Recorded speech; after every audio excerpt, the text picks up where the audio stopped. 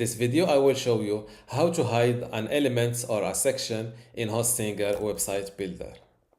I am now inside my Hostinger website builder, and in order to hide this section, click on it first, then go and click on hide/show.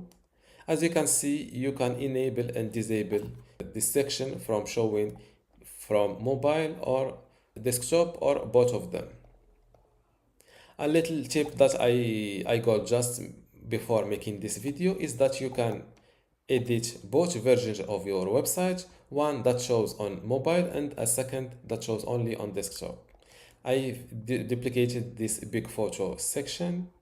As you can see, the first one has a product search bar, and as the second copy have a big text with a little description and a big button. Go to the first one, click on hide show option, make this only visible on the desktop, for example, on mobile I meant, and the second one only visible on the desktop. As you can see, it is hidden next to mobile. Now let's preview our work. I am now on the desktop version. I see the big photo with the button.